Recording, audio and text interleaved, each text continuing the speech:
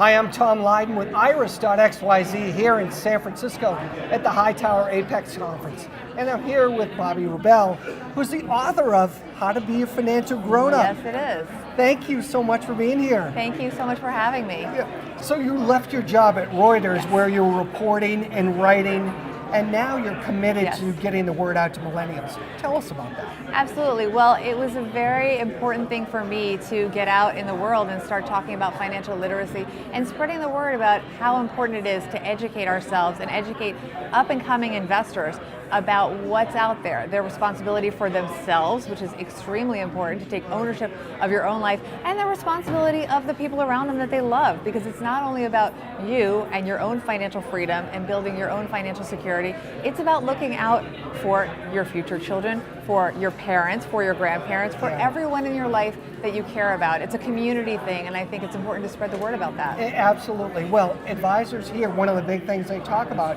is the wealth transfer, the next generation, millennials and money, and all these things. I mean, we're seeing so far, millennials are pretty good. They're thrifty. They don't want to pay for a lot. Right. But there's a learning curve there, right? Absolutely. Well, they're thrifty. They don't want to pay for a lot unless they see the value. And I think that's an important thing for the financial services industry to really focus on, because they are being sold robo-advisors where there is value. Of course, there's a lot that can be done by robo-advisors.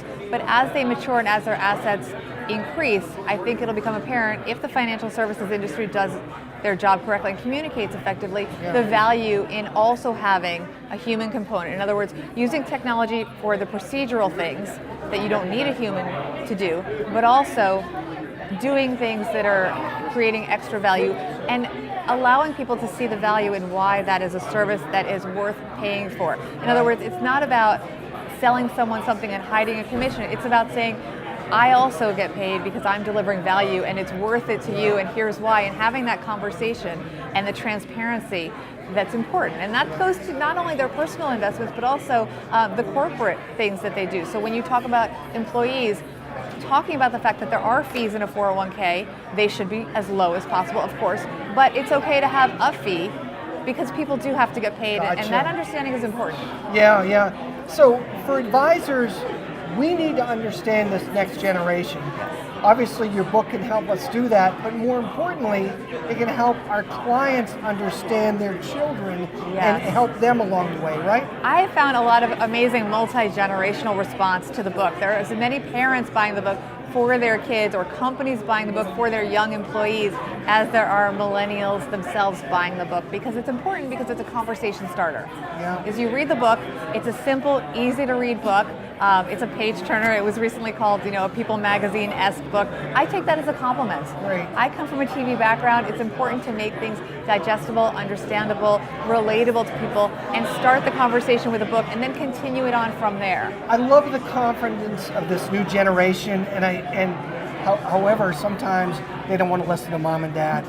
Maybe by buying them a book, or having grandma and grandpa buy a book for them, or even a financial advisor giving that to your clients who have kids and say, hey, here's a gift. Take your time. If you have any questions, call me. Those types of things might help.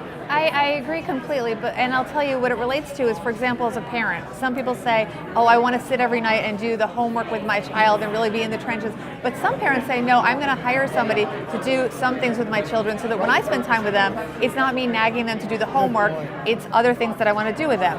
So sometimes it's better, not necessarily for a parent to talk directly to their child about their financial planning and their estate planning and the things that are going to go on with the generational transfer of wealth. Sometimes it's better to bring in an outside professional and have a family meeting with the outsider and allow the children to ask questions of a third party that they may feel more comfortable. A lot of children don't want to ask their parents about their estate planning for the best reasons. They might feel it could come across the wrong way. So having that third party can open a conversation in a way, even in the most educated, most engaged, most wealth-focused families that are really proactive about making sure things go the way they want to go in terms of how their business evolves and their family wealth grows. Even in those families, there's still a lot of value to bringing in the outside and making it a conversation. People don't always want to say certain things to their parents. When their parents leave the room, they can ask the advisor, and the advisor can kind of bridge those gaps. Absolutely. Thank you so much. I learned a lot. Thanks for having me.